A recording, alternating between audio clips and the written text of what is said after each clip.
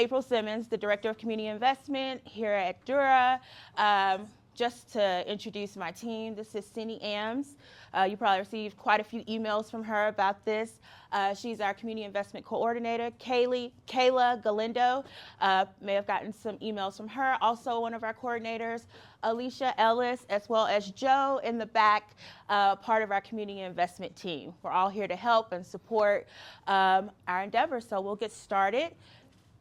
Cindy, you mind doing that? Yeah, thank you. absolutely. What we're going to cover today, just introduce our Community Investment Department, round one, background and success stories. This is our second round of the grant. The first round, we did have some successes. We'll talk about that, and we'll also have a testimonial from one of our current grant recipients. Our program timeline for the Community Stand Grant, eligibility, the public procurement process, and questions. If you have a question during the presentation, feel free to raise your hand and just ask that question. We know you guys are business owners and very busy. You're also nonprofit stewards, so your time is valuable. If you have a question, go ahead and shoot your hand up, and we'll be happy to answer it. So a little bit about DURA. We were charged by state law with helping to prevent and eliminate blighted areas. We have traditionally acted as the redevelopment arm of the city of Denver. We support new development capacity within the city, as well as sustaining elements of the community.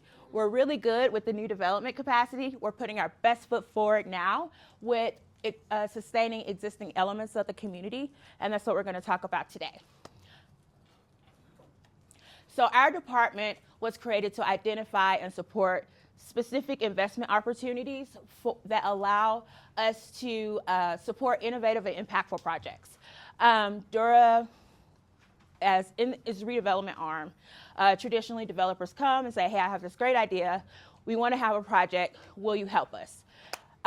We also need to do that for community investment, and that's why the department was started. You guys know exactly what you need for your businesses, for your organizations, for your neighborhoods. And so we're here to support those efforts.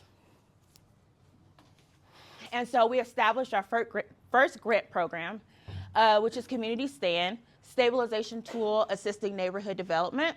And we are allocating funds to small businesses, nonprofits, as well as business improvement districts that have lacked investment historically within our urban renewal areas.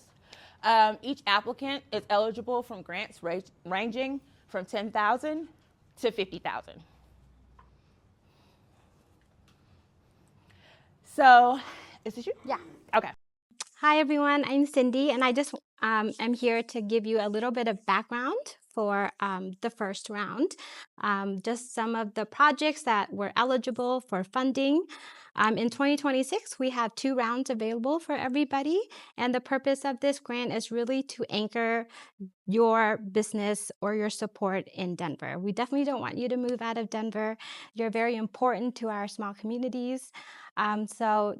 That is why the goal of the grant is to focus on infrastructure and keeping you in the place and in the communities that you serve. That being said, these are some examples of eligible projects that we approved, and we don't really have a list. We want you to tell us what you need to continue doing the work that you do. If you're a coffee shop, well, and you need an espresso machine, we're happy to do that. You tell us. And if you're a mechanic, and we want you to continue mechanicking, that is a real word. Tell us what you need for your business. If you have any questions about any of these, like infrastructure, we can't do operations, unfortunately. So before I call Allie up to kind of give you to let her tell you her experience with the first round, we wanted to share this video of just her testimonial and her work with us. We actually have the person that's in the video, which is Allie Duncan. We did a really nice little spot for her to just show how we were able to support her with some fixtures for her studio, some exterior improvements. But as you view some of the furniture that she was able to purchase, and I don't know if it's shown yet, but very large mural that we were able to support. And she's just talking about how great Urban Sanctuary is and how she was able to be supported by the DURA grant. So Allie, I'll hand it over to you to say everything in your own words. So I'm Allie Duncan, and I own Urban Sanctuary. And this is my 10th year. So I'm in 5 Points on Walton Street. And so I'm a yoga studio and a health and wellness. And if you've ever been to Urban, you know that everything's kind of homemade and put together. So this grant was amazing because we needed a lot of new furniture. So I opened in 2026. I had the exact same furniture. And so I like antique kind of furniture. So when people would sit on it, it was starting to collapse. So I spent a lot of time puffing up the couch, restapling it. So I was excited to get the DURA grant because I got all new furniture for the lounge, and we have a huge lounge area that the students like to hang out and talk in between classes, and then we have the courtyard in the back. So that was a huge help for me. The mural, if you didn't see the mural, you can see it on our Instagram. It was beautiful. So it brings in the community. We highlight the Black and Brown community in our studio with our free classes. And so it's just bringing the community and then 5 Points with the jazz. And so we incorporated all of that. So the artist was amazing. We've been working with 5 Points to bring up the corridor. So the DURA grant helped us to bring in some plants in the alleyway to just beautify it. We have a courtyard in the back. So we have jazz concerts and everything also during the summer. So we have a lot of foot traffic coming through the alleyway. And so that was nice to make it look super pretty along the backside of the building. And then some lights. So if you've been on 5 Points, you know that there's hardly any lights at all. So we got to put some lights in the alleyway, and that helped to brighten it up during the summertime when people were walking in and out of the courtyard. So with those things that we use the money for, it helped us out a lot. So it updated our look, and for people coming in and out, I think our latest class is 10:30 at night. Then it was just a lot of safety where everything was lit up and it looked more homey than anything else. So yes, so I appreciate it very much. We appreciate you. Yeah, thank you. Does anyone have any questions? Two things. Yes. Do you own your building? I do own my building. Oh, great. Mhm. And how much was the grant that you were able to? I got 35,000. 35. Mhm. Great. Yes. Yes. And I do want to ask for this one, Mhm. you can do marketing. Yes, we're going to get to that. Oh, perfect. So yes, there's that. Yes. Yeah, we weren't able to do that on the first round, but we will be able to do that for rounds 2 and 3. So She was actually one of our first grantees to finish. she was the first. Yes, before her proposed timeline. So Yeah. we were very happy to feature her project in this, grant. So thank you, Allie. Thank you. I have a question. Oh, yes. How long did it take you to write the grant proposal? Like the Great time question. frame? Was it things that you were already thinking about that you knew? Mm-hmm. Was it the language that you, because obviously you won for a reason. So did you have a team around you? Was DURA able to help you without being biased, or were you just by yourself? So I was by myself. I did have help from a girlfriend who helped me. She's done grants before, and so she helped me lay it out and make sure everything looked good. And I've done so many other grants, and so I kind of got the flow of what grants are looking for. And so I've written a lot of grants. I do have a nonprofit arm for Urban. I haven't gotten a lot of grants, so I was super excited to get this one. So we've done a lot of grants. So roughly about.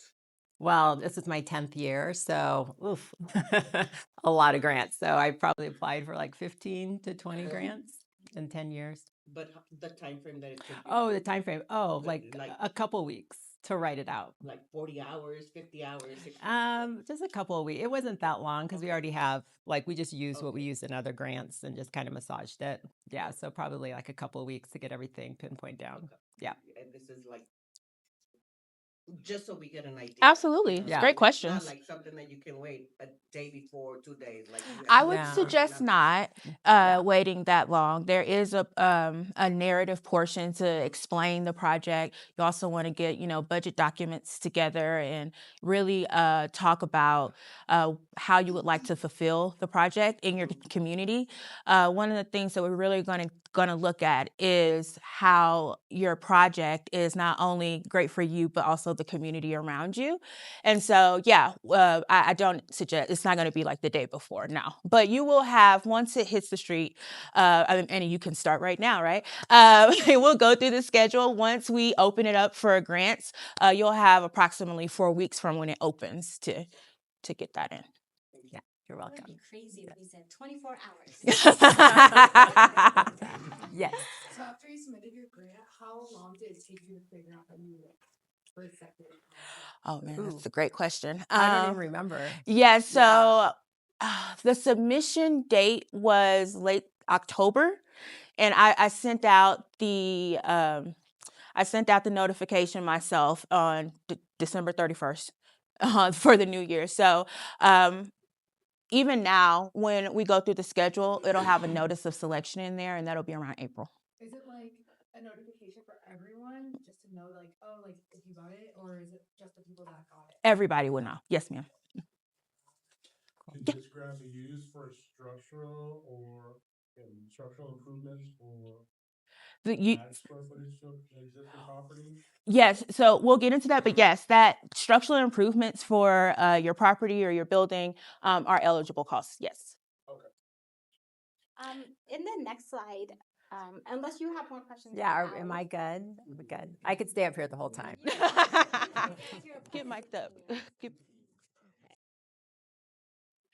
And just to address the gentleman's question before, he asked if Ally owned her building. She does. However, we do support tenant improvements even if you are leasing your space. So I just wanted to make that clear as well. Yes. Examples of some of our completed projects are here. Obviously, we can't,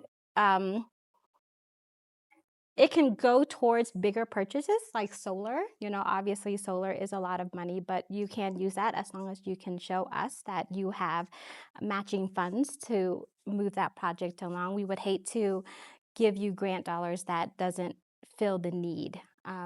But these are projects that came to us. And we just wanted to show you the variety of eligible things. But as I said before, you tell us what you need in your proposal.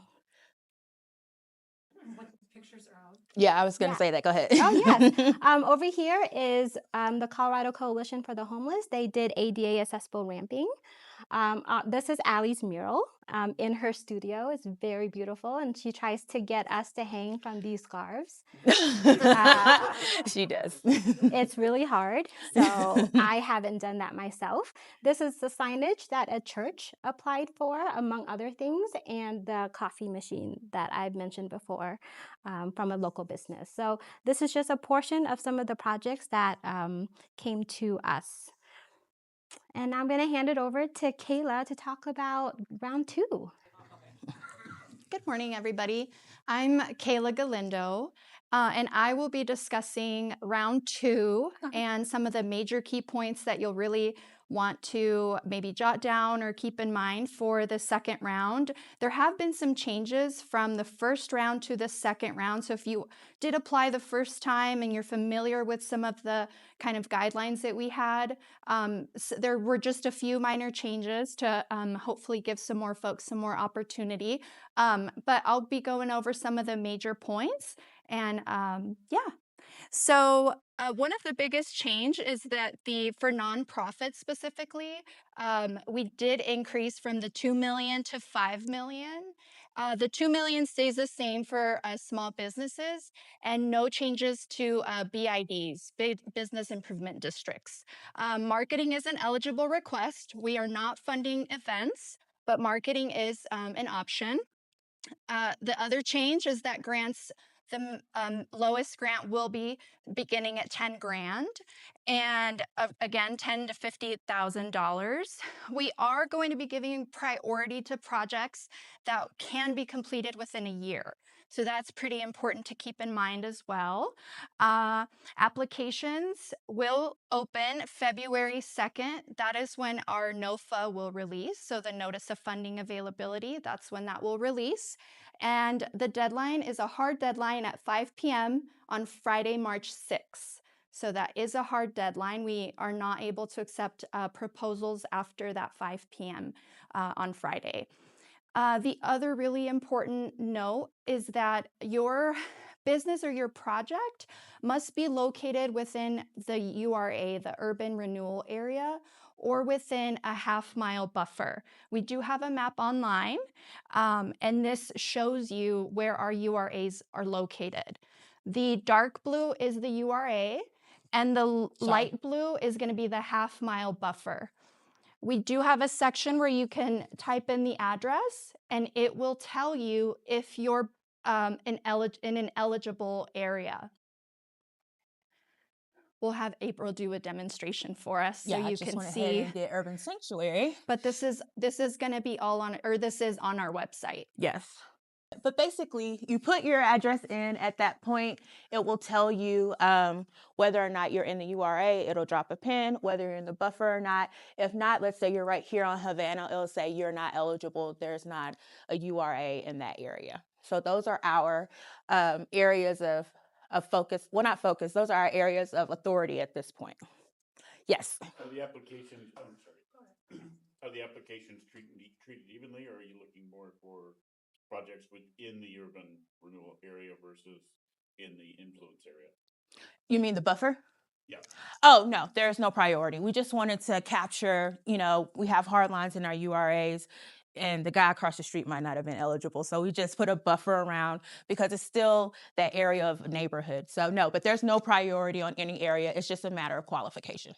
Okay, thank you. Your location in, and then it says you're not within the URA or the buffer, you do not qualify for That is correct. Correct. Mm-hmm. Any other questions? Sorry about the All demonstration. right, and now letters of support. So this is another requirement for your application. During our first round, we noticed that this was one of the biggest kind of disqualifying items for our grantees that applied that did not get selected. This is different than your personal narrative. So the personal narrative is important to include in your proposal, but the letter of support will have to come directly from a member of your community. So it can be a neighbor, it can be the executive director of your organization, it can be council member, it can be anybody from your community, because we really want to see that we are supporting businesses that are influential in their communities, that support their communities. And so the letter of support can be as formal as something, again, from the executive director on letterhead, or it can be as informal as just a letter written on a notes app on your phone. As long as we have something in writing, again, from the community, from a member of the community that supports your project, that's key. Can we have multiple letters of support? Yeah, of course. Of course. Yes. Yes. Yes. So we had a lot of business improvement districts that wrote multiple letters for folks. And sometimes those organizations and nonprofits in the area just are those beacons in areas of where organizations can get that support. So yeah, if you have two folks that want to do it, absolutely. Not a problem. Go ahead. Can it be another business owner in that URA? Yes. Yes. We've gotten that before. Mm-hmm. Yes, you can. Everyone can apply as many times as they need or as they would desire. That's correct. Mm-hmm. What if you're not a nonprofit and you have a fiscal sponsor, so we're an RNO? Mm-hmm. Does that qualify for what? Yes. So if you're being sponsored by a nonprofit with the 503 designation, yes, they would just have to state that that they are your sponsoring organization and they are supporting you in the effort to get whatever project that you propose. So yes, we do accept that. And would that get in the way if they're If they wanted to apply? Yeah. No, that doesn't get in the way. Okay. Thank you. Mm-hmm. You had a question? How many total grants do you expect to award, and how do you look at like the geographic representation? Because Sure. you don't count it, award like within one area. Sure. So we will award $500,000 For each cycle, we're going to have 2 cycles this year, so we'll give away $1 million. And so we don't have an exact number of proposals, but that's the budget that we do have. As far as the geographic area, of course, we want it to be equitable, but it really just depends on what we get, right? If I get, and it actually happened the last time, you know, I got quite a few from the Welton corridor, and so I got quite a few from some other places, and we did multiple in the same area, but we also tried to spread. A grant project, Sure. does DURA require any particular procedures? For example, for a mural project, is there a call for artists and a selection committee and those sorts of requirements? Yeah. So no, your project is your own. You manage it as your own. So no, we don't get into, you know, your own public procurement. Or procurement processes for your projects. We have this process is our public procurement process. So we're just managing ourselves in that. When we accepted the proposal, Allie said, "Hey, my muralist is ready to go. I need half of the deposit." We said, "Okay," and so that's how we manage that. So no, we don't get into the nitty-gritty of your projects. So there's not what level of reporting back is required during the project? So we ask for quarterly reporting, and it's really saying, hey, what's going on in your project? Are you on schedule? Are you on budget? Are you having any issues? How can we be there to help you? It's been very narrative driven, less quantitative. So that is something that we'll be implementing this year. And then my last question. Okay. Can any of the grant funding be allocated to project management, for whoever is managing the project? Yes. So we do have some projects that are construction driven, and so folks have needed, you know, maybe an architect on site or an owner's representative. It's just all within the budget. Mm-hmm. Of course.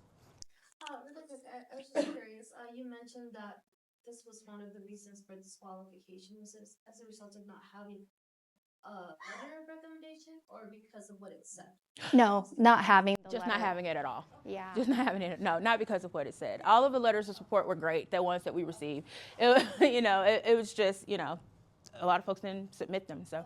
Mm-hmm. And maybe you'll touch on this later regarding the property acquisition piece of it. I think I'd like to better understand how that Okay. What's your question about it? Just generally speaking? example. Sure. So last year we were able to support, or still supporting someone with their real estate purchase, and what we did, we awarded $50,000 towards the purchase of their storefront. We're not involved in like the real estate transaction per se. We just are there to help support that. When we do get to the closing table, we'll just have our portion of costs there for them so that they can move on and purchase the space. Yeah. This is a business, but nonprofits are eligible as well. I thought I saw one more Any other hand. questions? Yeah. So what you're funding, was that on the first page of the thing for round 2? Well, yeah, we do. Yep, this is what we're going to be funding. That's our next. Any other questions before we move on to this slide? Yes, sir. Go ahead. Can you also use this for helping procure employees? No, that will be seen as operational. And so right now we're not doing operational costs. Mm-hmm. So these are some examples of, oh, I'm sorry.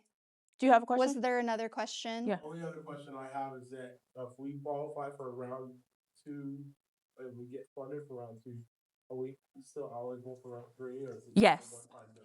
Yes, we don't have a we don't have a waiting period. So yeah, Allie's here not just as a testimonial, but she also wants to apply again. So we decided not to make a waiting period at this time. Okay. Mm-hmm. Perfect. Okay. Quick follow-up Yeah. on the property acquisition. Yeah. Could money go towards like rent for getting a physical building? Not rent. That's operational. Mm-hmm. Yeah, well, this slide speaks for itself. These are some of the examples of projects that we support. But as you saw in the beginning, we also support things like solar, ramps, those kind of things.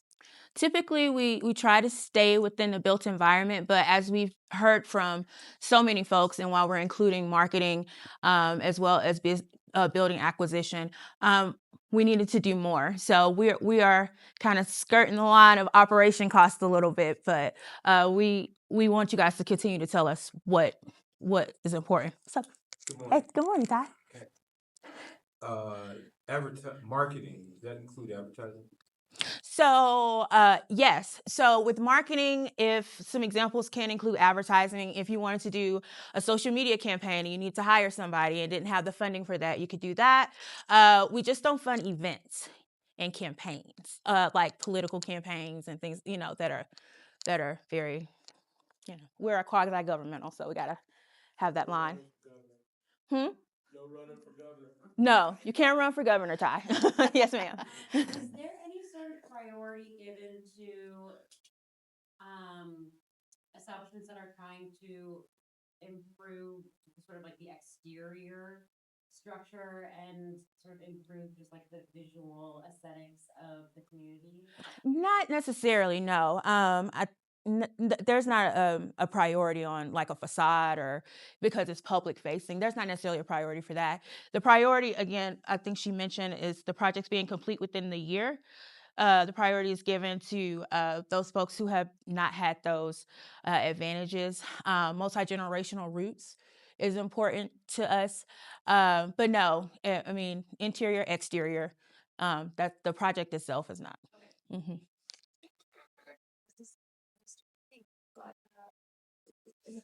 Yeah. Yeah, so we gotcha. So we awarded 5 Points Business District a grant last year. They utilized it for corridor greening, and so they wanted to put some planters in front of that. They did murals and mural creation as well as mural restoration. So, the murals start looking a lot better. So that's some of the things that they did. For marketing, can that include like social media management? Like if we don't have someone who manages our social media, can that include that? Kind of. Okay. Let me say this, if you hire a social media manager internally as an employee, that would be seen as operational. If you wanted to hire a social media firm, I know this is very tricky, social media firm to do that for you, and this is just something I need, then yeah. Contractor? Mm-hmm. Does that include like hiring a marketing people to create marketing materials? Yes. Okay. Yes. Sorry. Please. So this is not an event per se, but let's say just a marketing strategy to bring people to the corridor. Yeah. As a result of some construction happening. Exactly. and other- Exactly. You're spot on. What about independent artists like in the community, like photographers are the ones that do murals, Mhm. but they're not like a nonprofit or they don't have like a business. Do Hmm. they still qualify? If they're self-employed, they're If they're considered a business. self-employed? Well, To apply or yeah, to receive a grant. See, like, for example, like if you thought about an idea as the RNO, like let's say do a mural Mm-hmm. in a building that we probably use. Mm-hmm. If we hire within the community artists that we know are self-employed. Well, the RNO can procure as they need, right? So if you wanted to get an artist that's in the neighborhood, that's your business. I would just be funding the mural, right? I think what you're saying is, can they apply that muralist apply? Like not with Oh, RNO, okay. but just independently. Well, I would assume they're self-employed, like a sole. Yes. Would they have to have already identified where they're going to do their mural? Yes, the project would have to be identified.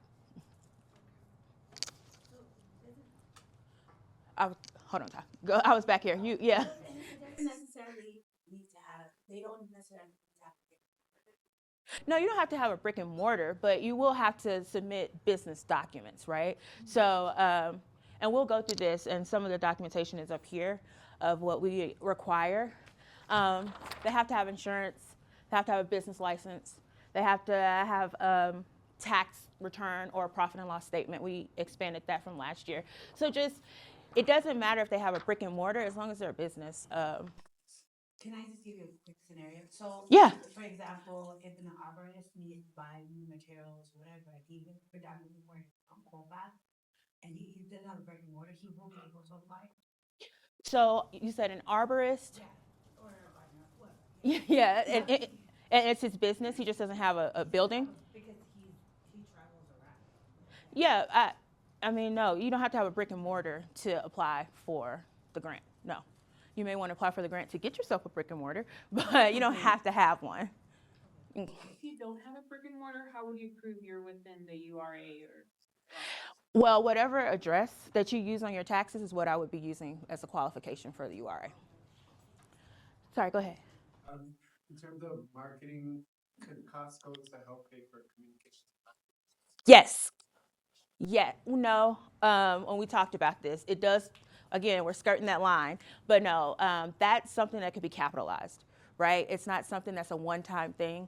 If you have a platform that's doing your social media campaigns, you're going to use that as a part of your business plan, and you're going to use that over and over and over again. So yes, it will be eligible. And if you guys have any questions about that, because marketing is new, if you have any just continual questions about that, continue to keep asking those scenarios so that we can answer those questions prior to the proposal process. Sorry, Ty. Two things. On the mural, they would have to go through the Historical Society to get the mural approved first, because I think that's part of the city ordinance. Mm-hmm. So the grant agreement reads that the grantee will do everything within, the city and county processes and all of those things. So once awarded, you would obviously go and sign the agreement, and then it's up to you. Yeah. Second is two-pronged question. Then you said the second round. So the first round could be that you could apply, not assuming you received it. You could apply for, let's say, equipment. Then the second round, you could apply for roofing. Okay. Yes, absolutely. Whatever you need. So would marketing include possibly upkeeping your website and things of that nature? Who's upkeeping the website? It's still that third party thing, right? So if an employee of yours is upkeeping the website, it's seen as operational. If you have something that you can capitalize, a platform, you have a consultant that's going to support you doing that, a third party or a contractor, then that would be eligible. So we can't support internal marketing employees. I think that's the line, and that's what makes it operational. Go ahead. What if you're trying to renew your website and your presence through your marketing campaign through the third party? Yeah. Yes. Okay. Go ahead. I just have a clarifying question. Yes. If you're a muralist and you live in a URA, but the project where you're doing your mural is outside of your URA, it doesn't count. That is correct. But if you are a muralist that doesn't live or have a business within a URA, but where the project is going is inside the URA, then it's eligible. That is correct. So we had this last round where some nonprofit actually was not in the URA, but the project was. And so they were eligible and received a grant, actually. Yeah, it's where the project is. The support is really for the neighborhood. And so, yes, even though that person may live outside the URA, as long as the project's in the URA, we're good. So it's the project that's getting the award, not the person doing it. Yes. That's a great question. Yeah. Yes, sir. What is the source of the funds, and does it carry with it any craziness from executive orders or anything like that? The funding is protected. The funding comes from excess resources from past redevelopment projects. So after a redevelopment project has occurred, DURA takes fees for origination and development and all those things as we're acting as a developer with them. After a while, we had some excess resources, and so we started compiling them. Actually, probably over 20 years compiling them.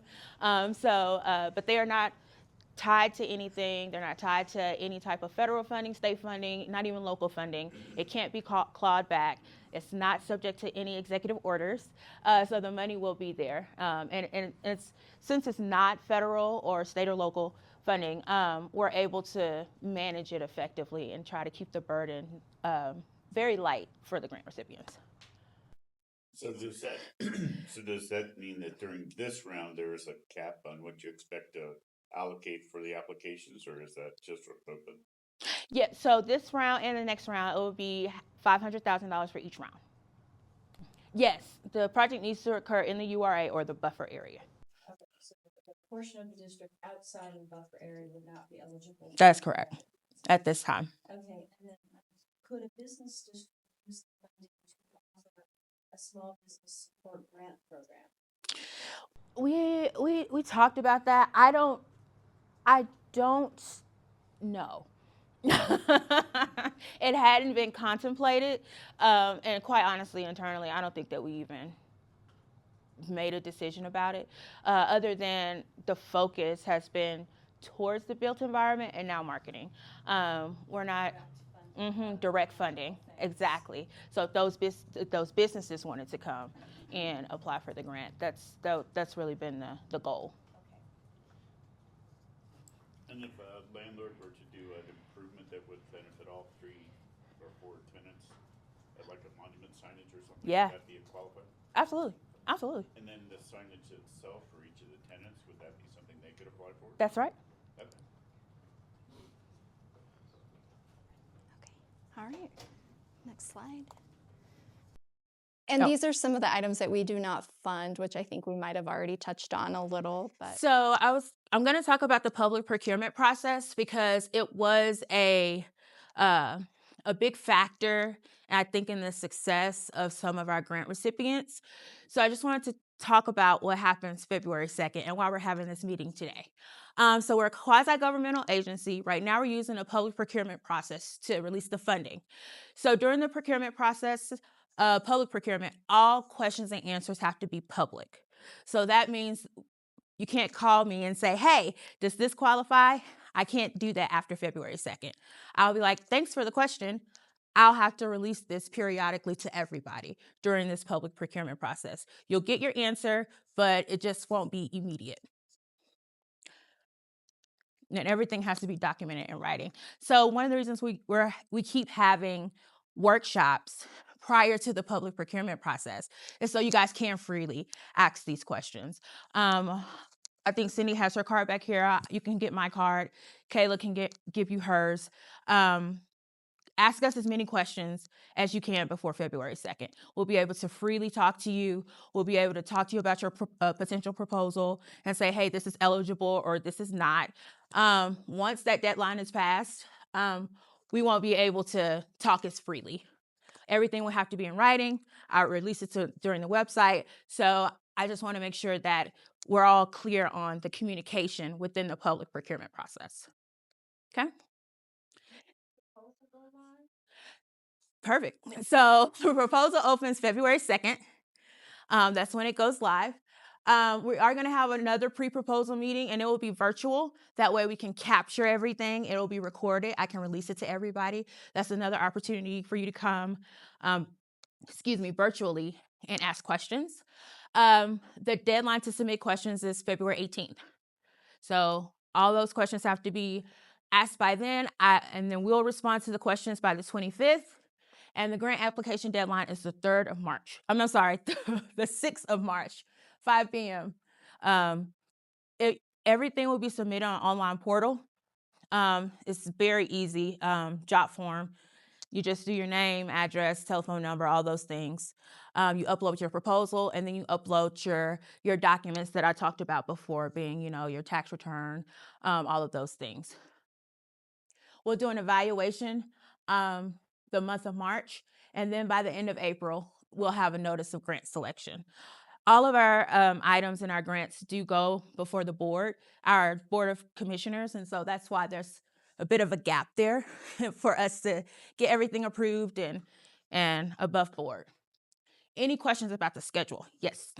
The notice of selection, grant selection, at what point is the funds, how long after that potentially? What's the window on dispersal? Sure. So our last time I awarded the grants and I did not even have an agreement. I'll be very honest with you. I didn't even have a structure to really set that vehicle forward. Now we do. And so we can implement and that is us giving you guys the agreement, you guys having your attorney to look at it. We went back and forth with some folks. With Allie, I think it was pretty easy. I think it was pretty straightforward. We were able to award it with her nonprofit. But other than that, 30 to 45 days. And then an onboarding for the selected grant recipients. So again, your project is your own. We just need that backup documentation and things of that nature. So, and all that will be going forward in the onboarding. But yes, it doesn't have to be reimbursable. Sorry. So when are you giving the money to the applicants directly, or we're submitting these invoices and then you're paying the third party directly? We've done both, so it depends on what you'd like to do. I've had some folks that wanted us to just directly pay the vendor quickly, and I've had they want to manage it themselves and then they give it to them. So whichever one is preferred.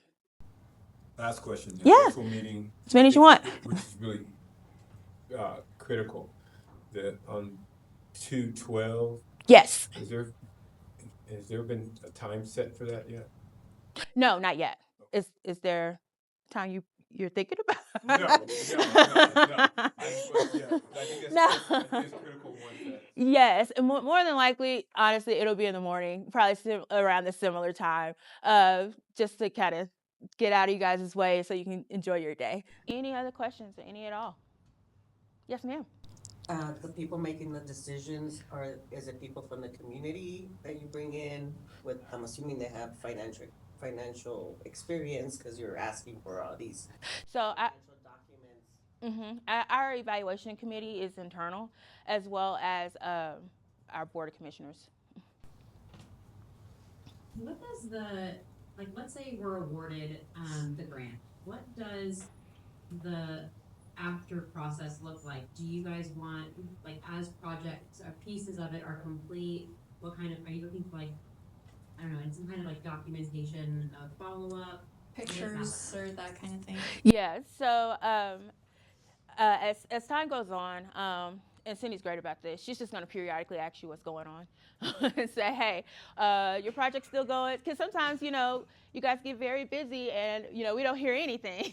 so that's part of the process. So, a reporting aspect. As far as getting your pay requests going and things of that nature, if you're getting reimbursed and say, hey, I paid this out, I've had folks for a construction project send me a paid application. I've had canceled checks. I've had, and always pictures. We love pictures of the completed work. So, it's been pretty general, trying not to make it too laborious for everybody, because one of the things that I received as feedback when I was talking about this grant is, the compliance, and are we gonna have this super long application? Are we gonna have to, spend 3 hours every quarter just trying to get paperwork and reporting done? So we really tried to listen to that, not make it too strenuous, but we do want to follow the project as it's been proposed and things change, right? You saw a picture of solar equipment. We had a grantee where she was going to be utilizing some shipping containers, right, for her business, and she wanted to put them somewhere and have that be an office for herself, an expansion. Well, the city told her she couldn't do it. It was zoning, curb cuts.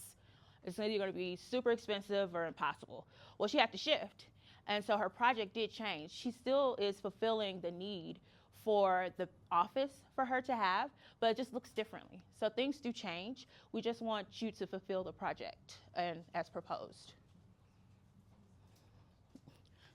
Everybody went, woo. Go ahead, Frank. If you were to apply for acquisition costs, yes. Do you have a threshold for the capital stack where you fit? Like some folks say, we want to be last money in, we want 70% raise before we'll come in. If you're looking at the whole scope of the acquisition cost, where does the up to 50,000 slot in if it's $1 million project? If slides in where it slides in, you know, I mean, in order to show that you're ready, honestly, the last folks that did, they had an offer on the table and said, you know, I'm looking at this, but I do have an offer on the table. It showed that they were ready, and they weren't. It fell through, and they're still trying to get back going. So we were excited to support and stabilize someone in the area. It wasn't based on if you had all of this money raised. If you do have the money raised, I think that will strengthen your application to show that within your proposal, like, we are ready to go. We're just still fundraising, and this $50,000 would be great to add to it. That's all. Okay.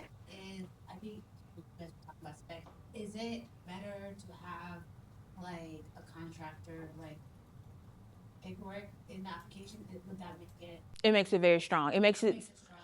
that you're ready. We'll send it with the application. Okay. And then my second question was, if I didn't get. Okay. Do you have one more? While she thinks. Some foundations are big on like, we will not fund 100% of a project proposal. Oh, okay. Yeah. Do y'all have any stance on that? No. Okay. If your proposal and your project's $50,000, that's fine. That's fine. Got it? I remember. Great. You said, is it 10K is the minimum they could ask? So when we're thinking about marketing, I'm thinking like it may not cost, like it could be like $5,000 to do a website. Like if they're just doing only marketing, do they just ask for 10K and they can't? So the reason we raised it used to be $500, but to manage the grant has been enormous. That was our pilot that first year, and so we really want to make sure that as we're managing the grant, that we are managing a grant of size that will, you know, make sense internally. So I would suggest that you start thinking of other things that you could add to that to make it $10,000. It could be a marketing campaign and some equipment. I mean, it doesn't have to just be one thing either, right?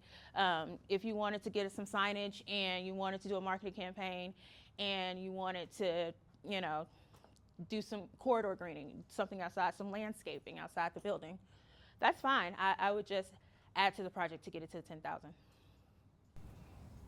If our quotes for our project come in slightly over 50,000 for our application submission, can we submit it as is, knowing that the cap is 50,000, or you like to see the application budget be under that 50? No, if it comes in over, I think the only question that I've asked in the past is, how are you gonna pay for the rest?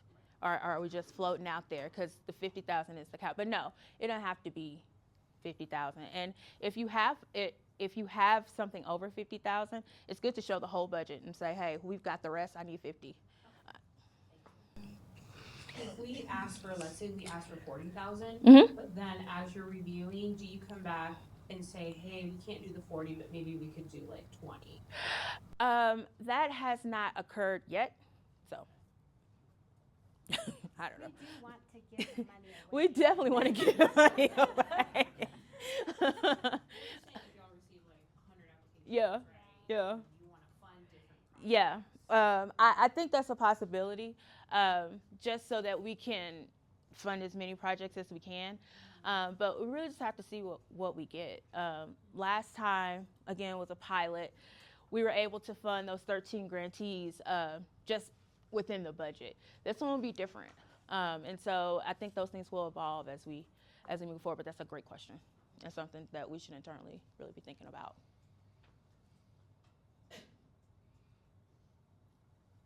Hey, Nina. Good job. Thanks, Ty. So you guys, again, get the information sheets here up front. One in English, one's in Spanish.